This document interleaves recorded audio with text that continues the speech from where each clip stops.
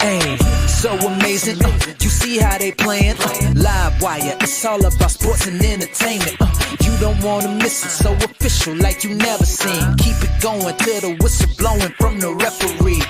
Everything from highlights and stats. You know that we gotta run it back, whether on the field or the court. You know that this is where it's at. Subscribe, no delaying.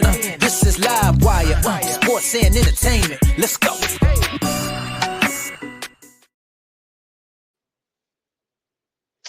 All right, what's good, everyone? Welcome back to another Live Wire Sports Media. All right, so I have a little major update that I need to get out. Um, Amber Cox, she has been on a couple podcasts talking about free agency, Kelsey Mitchell, Caitlin Clark, and everything else. But she just recently was on this recent podcast called "In Case You Missed It" with Khristina Williams, and she was this week's guest on there. And Amber Cox went in a lot of detail. She talked about free agency. She talked about Caitlin Clark, um, athlete of the year. She talked about Temi Fagbenie, the decision to not to keep Temi Fagbenie and everything else. But this, the first initial interview was about her, about free agency and everything, and Kelsey Mitchell and everything, so forth and so on. So we're going to listen to the soundbite of that, and then we're gonna come right back. How does having a star like Caitlin Clark on the roster impact the way that you approach that coming up? And also, you have an unrestricted free agent in Kelsey Mitchell, who has publicly expressed, she will explore all of her options. But from a general manager's perspective, how do you approach that going into the next season? Well, look, we want Kelsey back. She had an incredible career here. And I've said many times that, she's been through some rough years with the Fever, in terms of a rebuild and being displaced from Gainbridge Fieldhouse.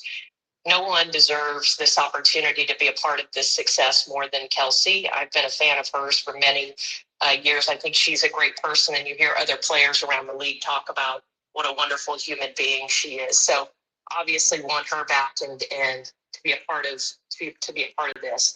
And I'll put Aliyah in there with Caitlin as well. To have these two back-to-back number one picks is really special. And I think the two of them and what they can accomplish over the next, decade plus, if you're like Diana playing multiple decades, can really just be record setting. It can be like nothing we've ever seen. So I'm excited for the two of them to build together. And then when we get to free agency, you saw when we got to the playoffs last year and we're playing Connecticut, they kept putting the graphic up that was like, I think it was single digit or maybe, in the tens number of playoff games compared to whatever Connecticut's number was. So I think thinking about that, adding veteran leadership that has some of that playoff experience that can really come in and provide, guidance for our younger players who haven't been there yet. It's really our focus. I think, again, we talked about the defensive end of the ball. That's going to be really important. And then back to Steph's system, wanting to run and really play with pace, fitting into that as well is going to be important. So a lot of factors. Obviously, we want great people coming into the organization, but I would think any free agent would be really excited to come in here and play with these two cornerstone players that have so much talent and are just ready to, take things to the next level. All right. So you heard what Amber Cox had to say about that, and I do agree with her to a whole extent, because it's going to be very, very, very important for the Indiana Fever to find the right pieces. And especially when you talk about defense and you talk about offense and running, Stephanie White's system want to run, press, and everything, and you got to be very elusive. And and Amber Cox talked about this in another interview, that they want 3-and-D players. They want wing defenders. They want wing defenders who could score from the 3-point line. They want wing defenders that could defend on the 3-point line as well and clog up some of that space, where you don't have people like a Breonna Stewart that could slice to the basket, or a Nafisa Carlo who lives in the paint. You know what I'm saying? Keep her on the outside, make her work hard for her points, and it makes it easier for Caitlin and whoever to run the offense. Now, she did talk about finding veteran leadership. Now, a lot of people has been talked about say, well, they're probably gonna bring DeWanna Bonner and um Alyssa Thomas over there. Now, Alyssa Thomas can't shoot. She could rebound, she could run the point, but she can't shoot and everything like that. And she doesn't run the floor well. You know what I'm saying? You could tell she runs the floor really slow, methodically. Same thing with DeWanna Bonner. Even though she's tall, she could shoot a little bit, she could defend, she is rangy. Now, that's one thing about it. Now, would they try to bring a DeWanna Bonner over? I don't know how that will work out with her playing, against Connecticut, playing against her significant other. We already seen how that was played out with Nelissa Smith with Dejanay Carrington. We don't want another situation like that. You know what I'm saying? Because then you want to where this team doesn't have distractions. You want this team to where they don't have to worry about nonsense playing another team or Caitlin getting into it, whatever the case may be, or there's some tension in the locker room. You know what I'm saying? So you want people that's gonna come in there. Now, Natasha Howard could be another presence. They could keep her for a 1 year deal. The She could start or come off the bench. Don't know I mean, there could be still a play for Satu Sabali. We don't know how that's going to work out. You still got Melissa Smith on contract. Katie Lou just joined Unrivaled. You don't know what her position is going to be. Maybe it's going to be good for her to get herself back in shape, you know what I'm saying, and get her shot going, because she lost a shot because she just had a baby. So we don't know what Katie Lou's position is going to be, how they're going to utilize her, how they're going to utilize Victoria Saxon, you know what I'm saying, how they're going to utilize Johnson. A lot of people, love Johnson for the offense side of the ball, but they say her defense is bad. But you got to understand, Damaris Johnson also came back from injury too last year, and she had a lot of weight on her, so she didn't move as well. So she could come back in this season um, in shape and ready to roll. So we don't know. There's Tina Charles out there that could be a very helpful free agent. I mean, she runs the floor okay. There's Ariel Powers out there that can run the floor. That's leadership, that's defense, that's grit.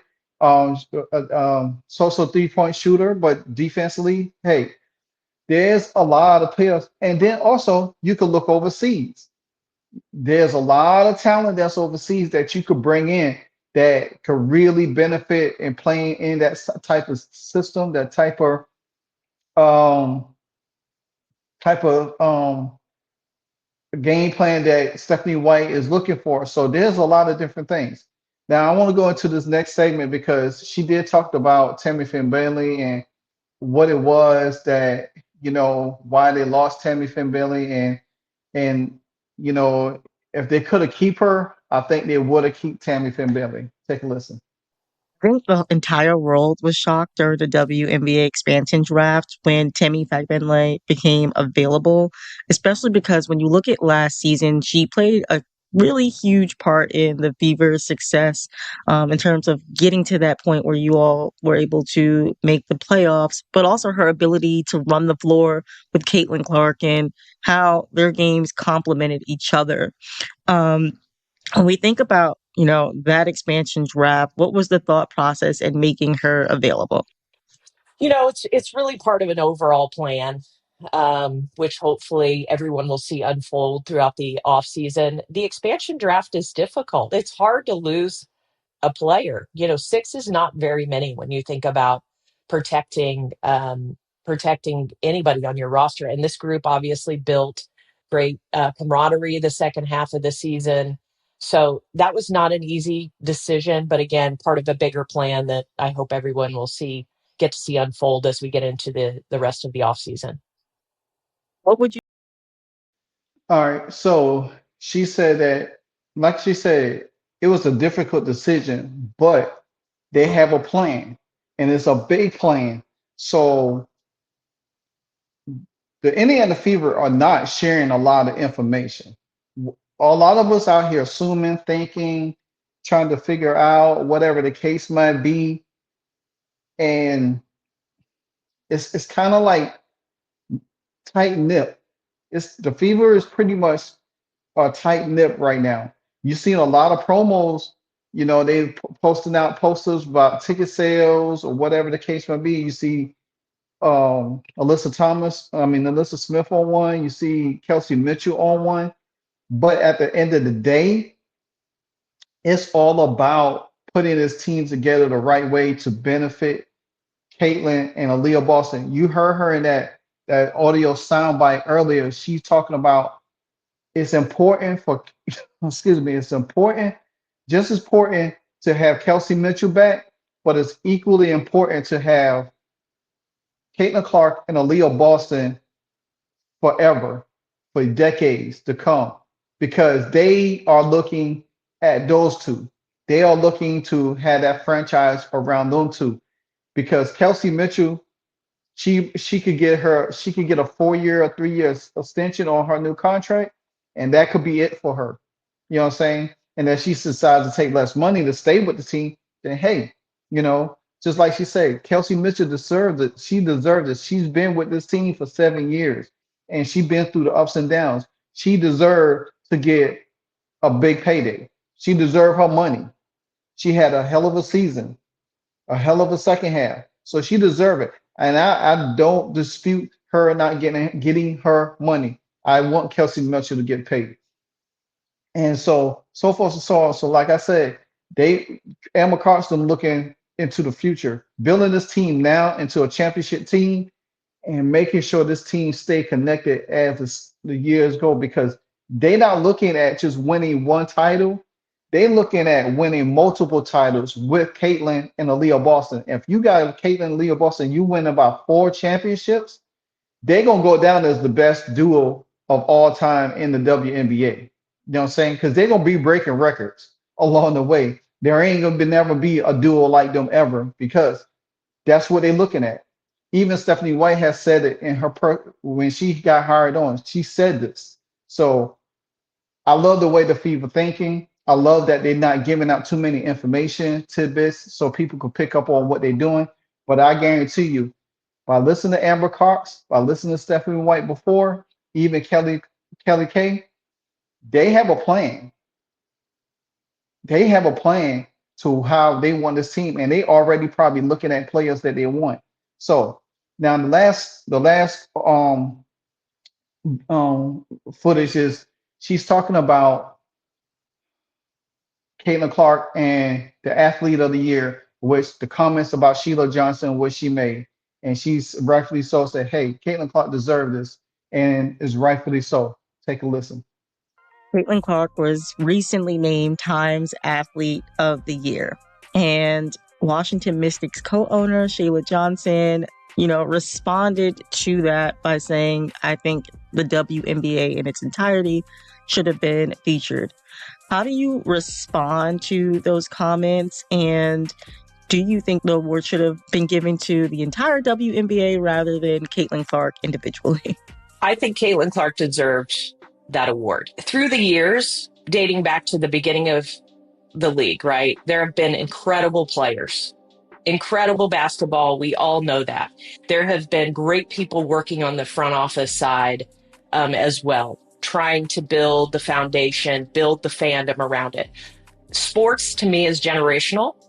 We've been at this not very long, less than 30 years, right? Comparatively, when you're talking about other leagues.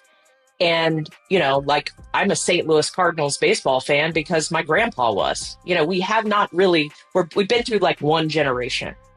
So we're still growing in that regard. What Caitlin Clark did, because so many eyeballs were on her, she is a huge multiplier effect of that.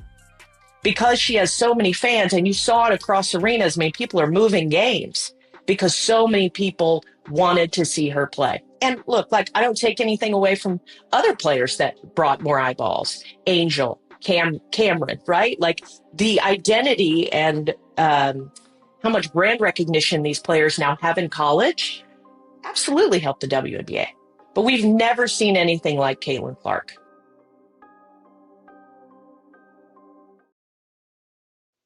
And that's true. I mean, she like Amber Cox get it. She get it. Yeah, she mentioned Reese, Brink, but at the end of the day, she knows it's Caitlin Clark who set the blaze. What these young ladies did in college, the following that they bring, Dallas and Rossi Doom didn't have that. They was great players. They came out of college. They didn't have followings like this. I mean, none of them. It's decades, 2 decades, almost 3 decades now. This league has been existed, and you got to think about this. This league has had great players, but guess what? They never had a movement like this. Never had a movement like this.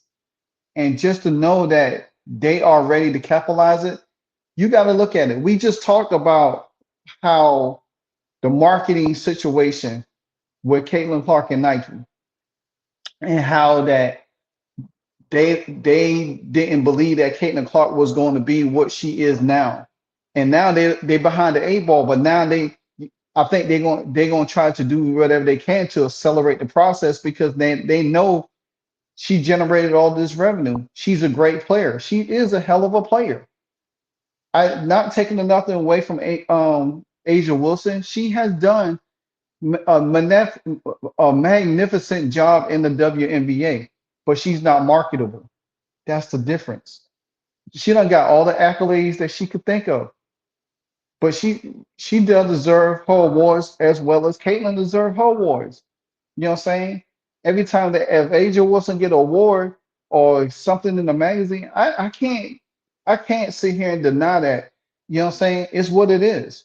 But when Caitlin get hers, I'm going to celebrate it because she deserves it, just like everybody else. But let's not get lost in the sauce, you know what I'm saying? Because you can't sit there and say, well, hey, Caitlin Clark brought all the eyes. She brought everything. If Caitlin Clark didn't come to the WNBA and you had Angel Reese and Cameron Brink, nobody want to hear from them. Yeah, Angel Reese probably is the next marketable person, but guess what? That's only go die out because nobody's gonna really probably pay attention to her like that. Especially the way she played her game was this past year in the league. Nobody, you be turned off from it. So it's just what it is. But Amber Cox has the right idea. Sheila Johnson just, she's sometimes I said this because the W360 and she had she did a collab earlier live stream. If you didn't check it out with Ben Daniels. And I comment in it. I say Sheila Johnson comment probably propel for Sports Illustrated to give Angel Reese that, I mean not Angel Reese, but Angel Wilson that magazine cover award. I feel strongly about it because comments like that resonates. And people say, well, you know what? Hey, we probably was going to give it to Caitlin Clark, but now that came out, now let's shift the narrative here. You know what I'm saying? But it's what it is. It's what it is. But nonetheless, Amber Cox has a plan. Like I say, she laid out a whole pretty good thing. If you have not checked out the podcast, I will leave a link in the description so you could check out the full podcast of Khristina Williams podcast. It's pretty good. I actually liked her on X. Her podcast is called In Case You Missed It with Khristina Williams, and this week's guest is Amber Cox. So hey, check it out. You'll like it. I mean, I got a lot from it, so I think you'll get a lot from it as well. Until the next video, to the next episode, it's Live Wire Sports, and I'm out. Hey, so amazing. You see how they playing? Live Wire, it's all about sports and entertainment. You don't want to miss it, so official like you never seen. Keep it going till the whistle blowing from the referee. Everything from highlights and stats. You know that we gotta run it back. Whether on the field or the court, you know that this is where it's at. Subscribe, no delaying. This is Live Wire. Sports and entertainment. Let's go.